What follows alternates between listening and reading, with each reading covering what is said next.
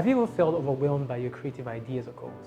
Sometimes, as creative people, our minds get a bit messy because of our many ideas. I get overwhelmed sometimes. One of the things that have helped me in my growth process as a creative person is my ability to visualize my ideas, to structure them and execute them. And one of the things that has helped me achieve that is due to my understanding of mood boards, how to create them and how to implement them in my projects. So in this video, I will be explaining the concept of mood boards, how and why I use them in my creative projects, and two ways that you can use them. First, in your creative projects, and second, how to use them to achieve personal goals, otherwise known as vision boards. Before I get started, first, Happy New Year. 2025 is going to be an amazing year. Last year, I started this journey on YouTube, and I set up this goal to get to 1,000 subscribers within a very short time. It will really mean a lot if you can help me get there by subscribing, clicking the like button, and sharing. Thank you very much. What are mood boards? Mood boards are visual representations of a concept, an idea, or a possible state. It's as simple as that, a visual representation. And the goal of using mood board is simply to serve as a guide or a visual representation for any creative projects. Different fields use mood boards: in graphic design, in photography, in product or user experience design, or in fashion. The goal simply remains the same across all of them. And sometimes people use mood boards to achieve personal goals. And it's otherwise known as vision boards, right? But the principle still remains the same: a visual guide, a visual representation of a goal. So if you're not in a creative career and you simply want to understand how to use mood board for achieving personal goals, you can skip to the second half of the video to learn about that part. But I'll prefer that you stick with me through this process so you can understand how we use it in our creative process, and then you can be able to understand how to use it in your personal projects. In order for you to understand the importance of a mood board, I would like to give you context as to the phases that happens for any creative project. And in this example, I'll be using photography.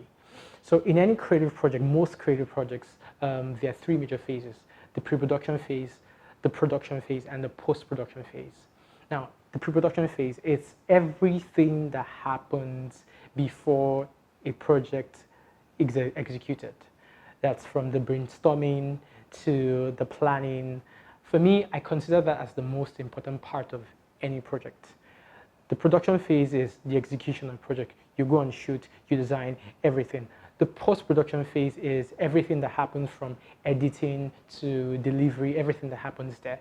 But where the mood board comes in is actually the pre-production phase. That's like the most exciting phase because it's where my imagination runs wild. I consider the pre-production phase as the most important phase of any project because that is where I can control every variable. That is where I can determine what is feasible in a project.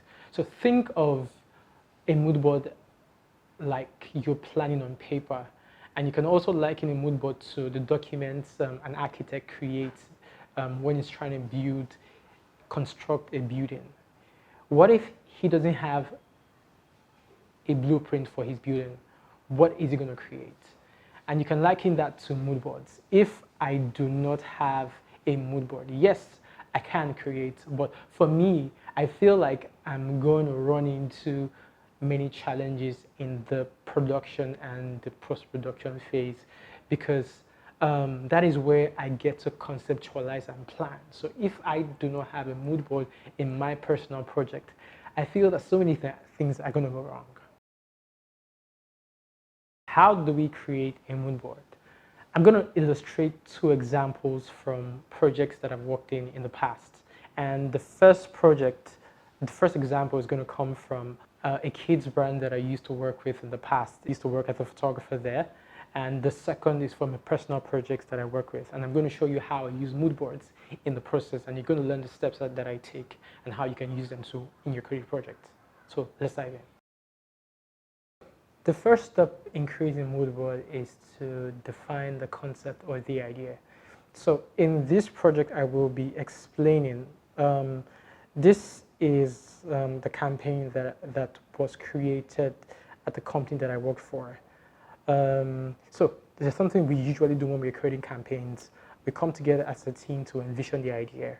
We usually have brainstorming sessions with stakeholder teams, from e-commerce to visual merchandising. I used to work in the brand and marketing team, so there's a lot of creative designers, motion designers, social media manager on the team. So the first step is to define the idea. So in this project, we came up with a name called Here It's Imagine. We eventually changed it. So the essence of, we defined the team and then we created the message. The goal of this campaign is to encourage imagination in kids, that whatever they imagine is possible. So that was the team. So after that brainstorming process, we came up with a name, we came up with a message, and that's the first part. The second step in creating your mood board is to find inspiration to support it. Now, after that meeting, everyone on the team, on my team, takes the information from there to create their own deliverables. And as you can see here, the graphic designer creates logo options. He creates logo options for what he feels will best explain the idea. He creates mock-ups for designs. He creates mock-ups for what the design output will look like when we eventually launch in the campaign. So as you can see here, it creates a visual option for how it's going to look in flyers, how it's going to look on table toppers, because we use table toppers in the stores, how it's going to look like on web banners.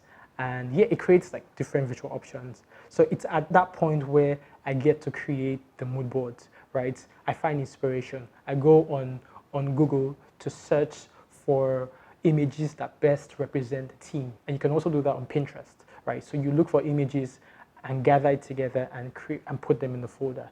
That's like the second step. So now the third step is to determine what you need to actually create your mood board.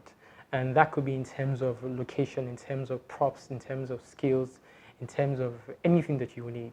So on this campaign, because I work with a team, the execution team, we already have our designers. I go on location scouting. That's like one of the most interesting part of the work for me, because I get to go out of the office, right? So I go to locations to check what the place is going to be like, proposed locations, and I take images of what it looks like, and I bring back the output to the team for them to see the proposed location that we'll be shooting. All right, so for this second example, this was a personal project that I worked on, a fashion project that I worked on. So like I said, the first step is to determine the theme or the idea. So in this, I created like a project description. It's a fashion shoot using fashion accessories to create artistic projects.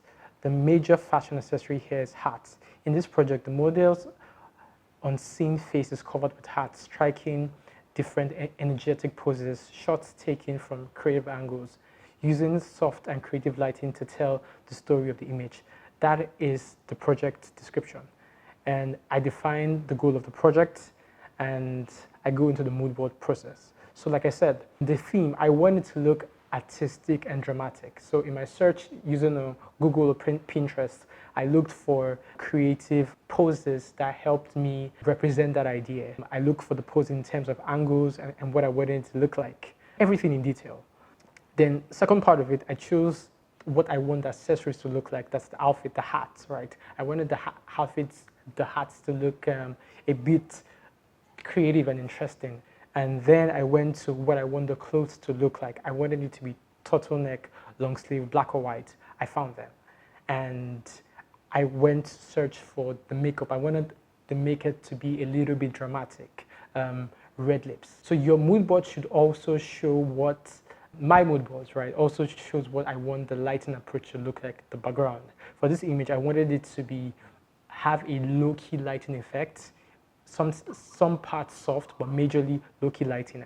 I determined what I wanted the lighting approach to look like, right? That is one of the most important parts of creating mood board. You need to define everything that you need to be able to execute your project. So after determining what I wanted the look and feel to look like in the image, I wanted it to be artistic. I wanted it to look dramatic. I wanted the light to be low-key lighting.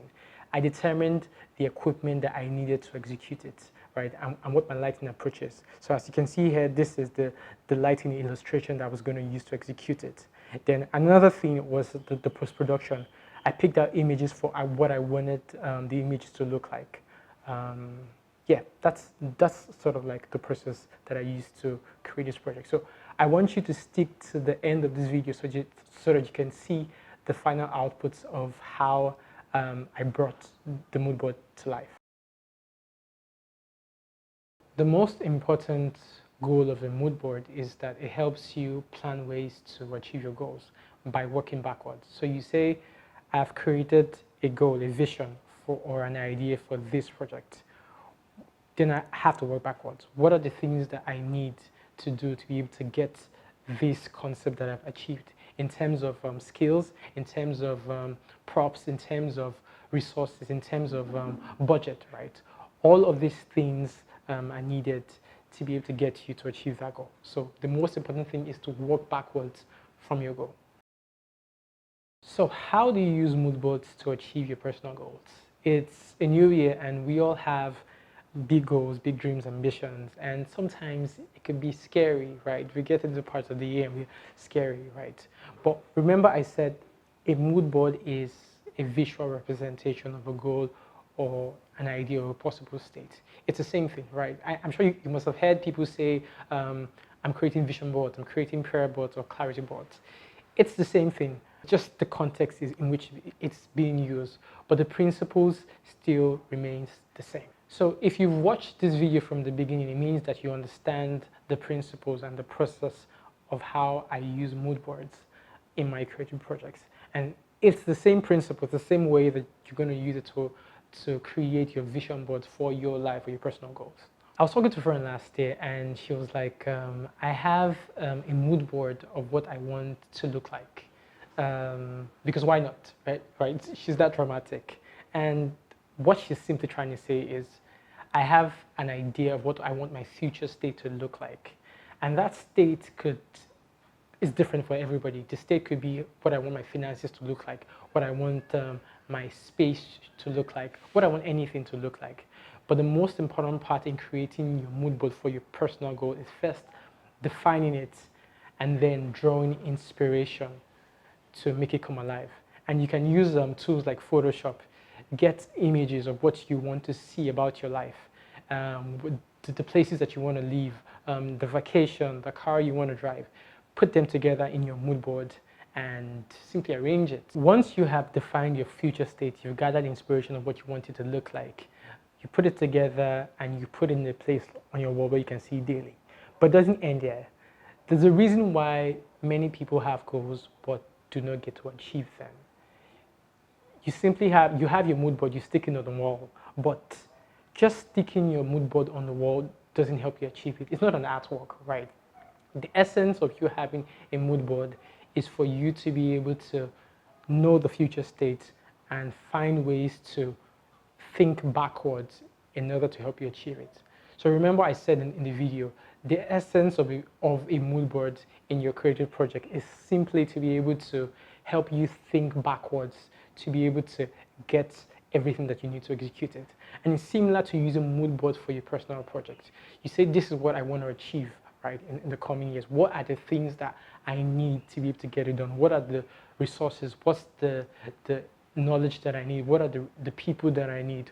What do I need to get it done, right? And what is the timeline that it's going to take to be able to get it done? Because for every dream or for every wish, there needs to be a timeline to get it done. They say that a dream without a timeline is a wish. It's simply a wish, right? We can get everything we want, but not at the same time. So the essence of the mood board is we define the idea, we take steps by working backward, we set a timeline, and we prioritize accordingly. Makes sense? So I hope at this point you understand the concept of mood boards, how I use them in my own creative projects, and how you can use them in yours and also to achieve personal goals. If there are still questions that are not still clear about the mood board process, I'll be in the comment sections to answer them. So when we start out our creative careers, or when we set out to build things or to create something, we tend to do things spontaneously. And at the beginning, that could work, but along the way, it is not a sustainable way to achieve results. We want to be able to achieve results in ways that is predictable and replicable. And one of the ways that we can do that is by creating systems, is by creating processes, is by creating procedures on how we get things done. We need to be able to build habits. And you can see that in nature. If you plant an apple seed here, it's going to grow an apple tree anywhere in the world. Why? Because God, who created it, designed it that way. He created the invincible process that makes everything on earth flourish sustainably. And that's the way I see Moodboard. Moodboard is a process that helps me create replicable results and consistent results every time in my creative projects. And it also helps when you're working with, when you're collaborating with other people, right? It helps them understand the vision of the goal and how they can contribute, the roles they have to play in making it come to life. So I hope that at this point you understand mood boards. I hope that you use them in creative ways to help you achieve your goals creatively and personally in 2025. I wish you the best year ever and see you in the next video. By the way, this is my process of how I create mood board, not the standard process of creating a mood board. So if you have other alternative ways on how you create a mood board, please drop it in the comment section. I'd love to see you. Please don't forget to subscribe, share, and like. It's really going to mean a lot to me. Thank you very much.